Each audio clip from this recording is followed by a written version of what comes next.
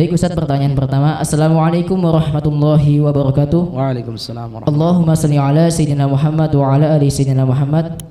Afan Ustaz izin bertanya, jika kita ingin bersedekah kepada anak yatim Ustaz, sedekah manakah yang lebih utama? Sedekah kepada anak yatim biasa di sekitar rumah kita atau anak yatim penghafal Al-Quran di pondok pesantren Ustaz?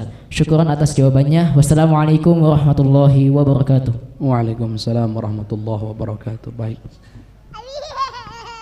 Baik. Mana yang harus didahulukan, sedekah terhadap anak yatim yang ada di lingkungan kita, tetangga kita, atau anak yatim yang ada di luar lingkungan kita tapi penghafal Al-Quran? Baik, kita pahami dulu sedekah, infak dan seterusnya, zakat. Ini pahami dulu nih supaya nggak salah. Ya. Jadi dalam beribadah itu Bapak Ibu jangan sampai ikut hawa nafsu. Yang wajib didahulukan, yang sunnah setelah yang wajib. Jadi yang wajib didahulukan, yang sunnah setelah yang wajib. Kalau yang dimaksud adalah sedekah, sedekah itu ada dua macam. Ada sedekah wajib yaitu namanya zakat. Ada sedekah sunnah yaitu infak, tabarru'. Ini namanya sedekah sunnah. Dan biasanya warga kita, orang Indonesia, kalau nyebut sedekah itu maknanya yang kedua ini, bukan yang zakat, yang kedua. Sekarang diberikan kepada siapa? Sedekah itu berbeda dengan zakat. Kalau zakat wajib diberikan kepada 8 golongan yang tertera dalam Al-Quran, tidak boleh melewati itu. Tapi kalau sedekah tidak harus diberikan kepada 8 golongan tersebut, hanya diutamakan saja.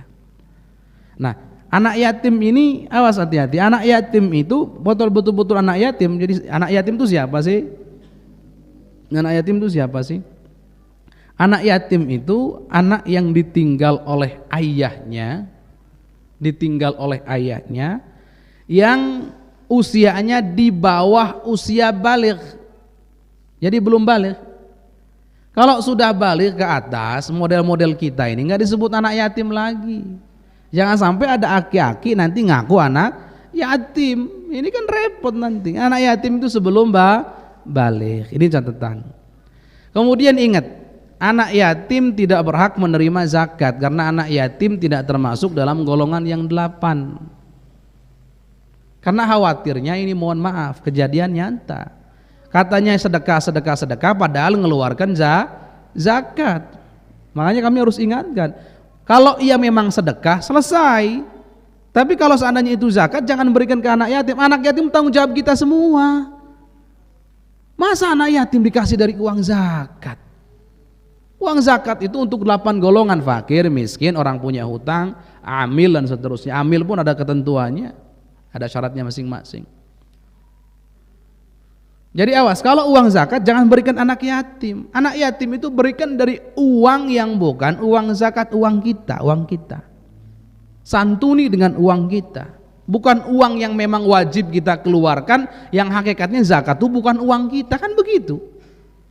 Beda nih. Zakat itu bukan uang kita karena wajib kita keluarkan, itu haknya fakir, miskin dan seterusnya.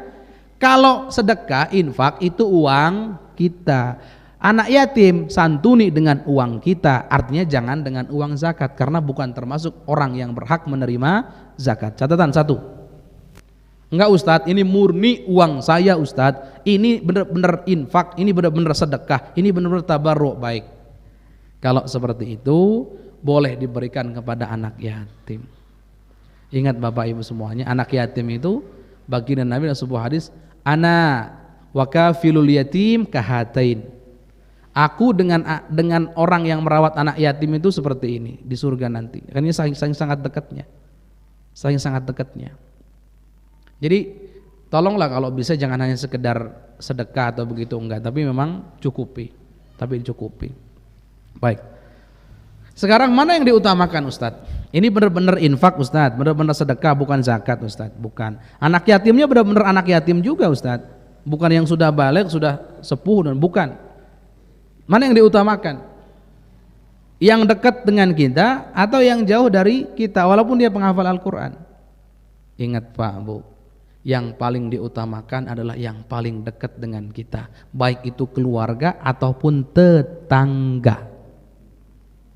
Itu paling diutamakan. Baik itu keluarga ataupun tetangga. Itu paling diutamakan. Walaupun boleh untuk diberikan kepada yang jauh.